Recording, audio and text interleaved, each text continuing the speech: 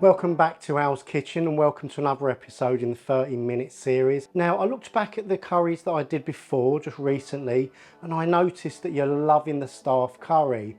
Now, I explained in that video that there are as many staff curry recipes as there are curry houses. So it's unfair that I just give you one staff curry recipe, although I did do one many years ago. So today I'm going to bring staff curry into the 30-minute series so you can enjoy one in a really little amount of time. Now obviously we've had to make certain adjustments to be able to cook it in 30 minutes. Like for instance, I'm using bone-in chicken, but I've scored the chicken so the flavours can penetrate as well as the heat and also allow it to cook through. As you know, you can't really melt fresh sliced onions in that quicker time, so we've got a nice onion base as per the rest of the episodes in the 30-minute series. It's a staff curry recipe though that's going to absolutely blow your mind. The style is Hyderabadi, so it's a little bit different from your usual staff curries. What it is, the Bengal chefs, the Indian chefs and Pakistani chefs, they don't like the curries that we eat at home. You know, the base gravy types, the ones that we eat in Indian restaurants or takeaways. What they like is curries that are akin to what they're used to having at home, like their families cook, like mum and dad cooks, assembled nicely in a pot. Chicken on the bone with all those wonderful bursting flavours and lovely fresh spice aromatics that don't necessarily use a curry powder mix. And that brings me on today's curry and the recipe laid out before me. But before I start, let me grab a drink, and I'm gonna pour myself half pint of Tsp, which I've got on the keg on my perfect draft. Excellent stuff.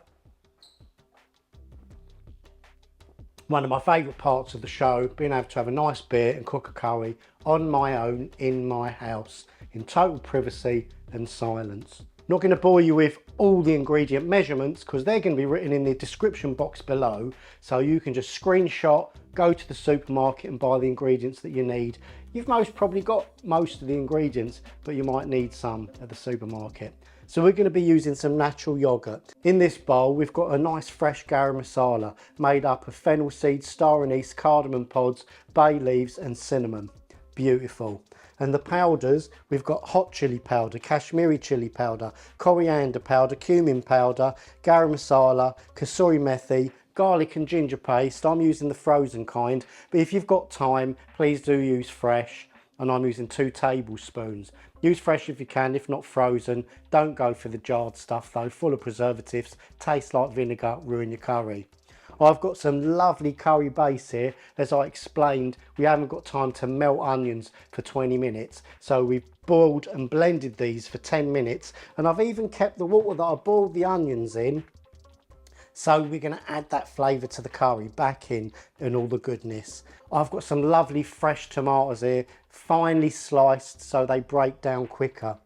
I've also got some nice potato. Don't you love chicken on the bone curry with lovely potato in there? And that brings me to my chicken on the bone. So I've got thighs and drumsticks. As I've told you, I've scored them, skinned them, left the bone in, but I've also left the chicken for an hour so it can get to room temperature, so that when we cook it from room temperature to hot, it can cook right through quickly. As you know, if you take the chicken out of the fridge, the bone's going to be stone cold and you might not get to cook it as well as you need to. Don't want to make anyone ill.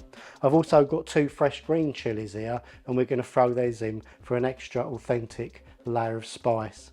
I'm also using, where did I put it, some oil. I'm using some vegetable oil and I'm using 150ml, and I'll be also adding some fresh coriander garnish. So without further ado, let's crack on. Bumped into a fan last week called Alan in Bromley. Nice to meet you, Alan, really nice to meet you. He says to me, "Oh my God, Al, you're not as short as I thought you were." I said, "I'm not a midget, wasn't in Wizard of Oz. I'm 5'10", and here I am." Right, so let's heat this oil nice and hot so that when we start cooking, it starts to fry straight away. I keep getting questions about my tattoos. It's not permanent. They last about a month. Bought them online to test designs if and when I decide to go permanent. I've got one going right up to my shoulder. It's a full sleeve. I've had other patterns on my chest, on my hip, What else have I had? I've had double sleeve, but they wear off after about a whole month, so you can get a real taste for what it feels like to have a pattern, have a tattoo on your arm. They're good for weekends, nights out, but I may get a permanent one, but just trying them out for now. Oh yeah, I've also had one on the calf. Right, so once we get this oil nice and warm, we're going to add all those whole spices just to flavour that oil. And as soon as you add them, you start to hear the sizzle. That lets you know that the oil is hot enough. Well, the next thing we want to do is add the chicken, just to give it a little bit of colour.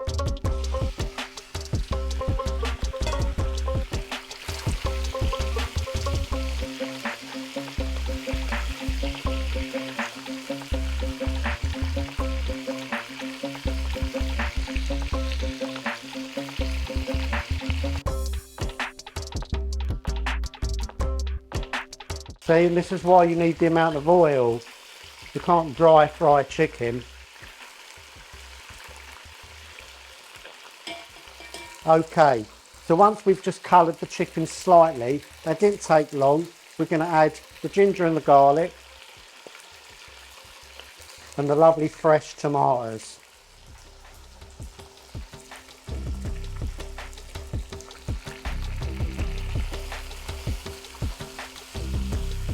I'm going to put 30 minutes on the clock.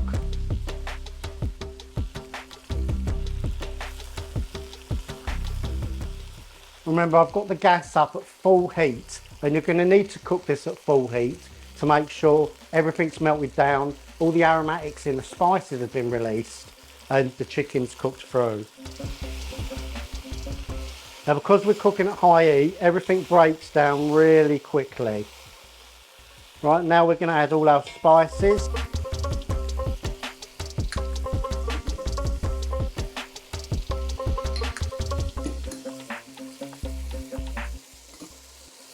And give that a nice mix.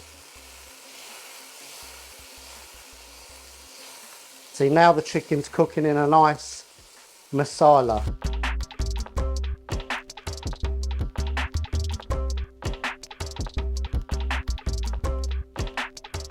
Now we're going to add the onions, which we haven't had time to fry down, but we're just going to add all the onion. Like I say, all the measurements will be in the description box below. Turn that in. It's absolutely smelling amazing already. And what we're going to do is we're going to add 400 ml of water and save the rest for later in case you need to top up. And I'm going to add the potatoes now because that's about the time needed for them to cook through. You're going to be amazed at the finished result. Now, if you wanted to use mutton, you can use mutton or lamb. It's just going to take longer.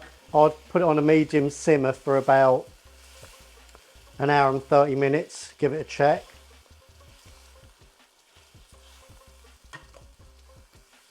Right, so I'm going to cook that down for the remainder of the time, and I'll see you in around 25 minutes.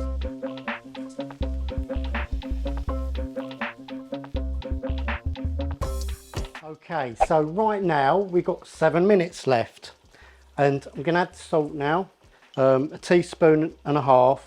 But feel free to add the salt to taste. Some people like a slightly saltier curry, some people less salty. It's cooking through lovely.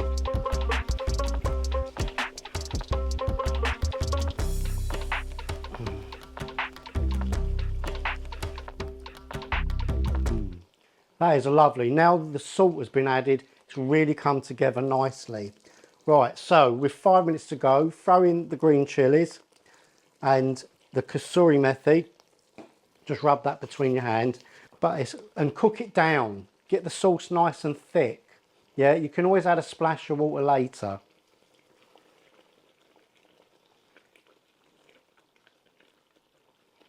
I mean, you can add I'm going to add a touch of tomato puree. I've tasted it without it. It tastes amazing, but I'm one to experiment, so I'm just going to add like a teaspoon. don't overpower it. I mean, so many curries that we eat in BIR are like red, and this is like a brown affair.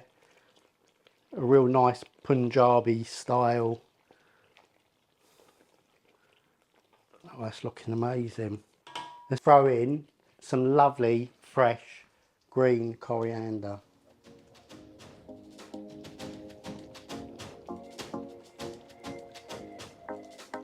One thing I would also say about staff curry, usually in the restaurants they're eating with their hands, so they're taking some naan bread or chapati and they're breaking off the meat and some flavour.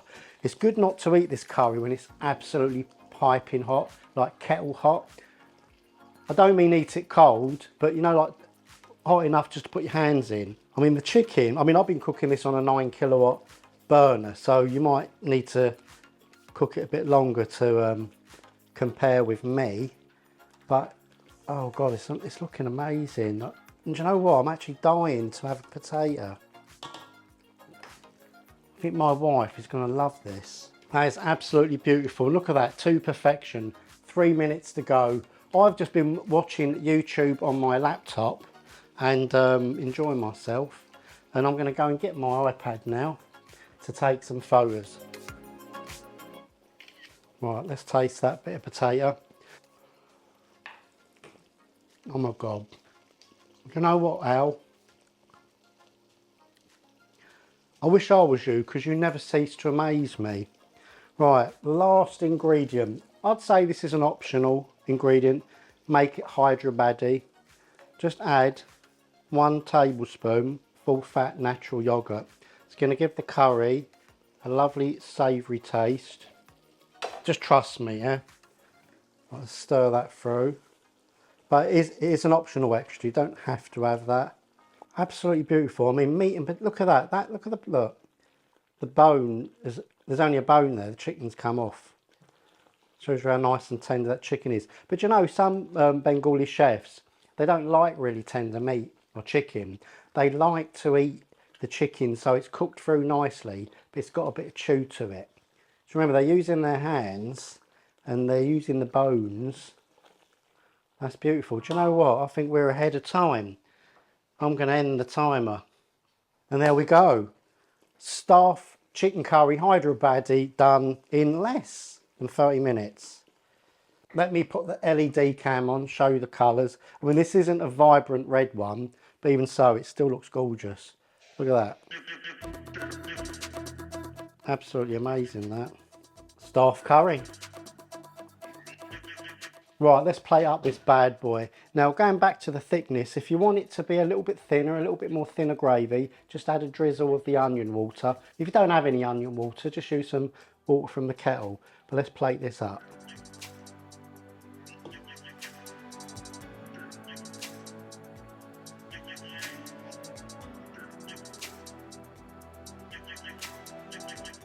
I tell you, the amount of tidying up you need to do when you do these videos. Oh no, look at that. I've not had a meat and potato or a chicken potato curry for a long time. I tell you, potatoes are totally underrated, and I think potatoes should be in a lot more curries. But any curries that I've done, put some potato in them if you want. All the timings have been written to perfection. And remember, cook this down. If you taste it before cooking it down and adding the salt and the ingredients, it's going to taste bland and horrible. Get it completed. Right, look at that. The bone has broke, the marrow has come out. Let's take a bit of the chicken, bit of the gravy, and have a little bit of potato with that. I mean, it's like a whole meal in a bowl, isn't it? Absolutely stunningly beautiful. A little bit of thigh, a little bit of potato, a little bit of gravy. The heat is just right. I mean, any guys that work in restaurants, staff I'm talking about, that haven't made this recipe, take it for yourselves. I know you're going to love it. Try this at home, it's absolutely amazing. Wait there a minute. So I just had to give my other half a little bit. Got the thumbs up. Listen, I just want to thank you all for watching. Don't forget to like and subscribe. Leave a comment in the comment section below. For some reason, it really helps the channel, according to YouTube, and pushes me up the charts so I can find new people in different places all around the world. Got some more curries on the way. I'm going to be doing a lovely condiments tray. So all the starters, you know, the onion salad, the mint raita, the onion, did I say onion salad? The red onion salad, as well as the one we get in the south. Tamarind chutney, mint chutney, all the chutneys in a chutney tray. So don't forget that episode, that's coming soon. Chicken chettinad. Go check out my back catalogue, tons of curries there.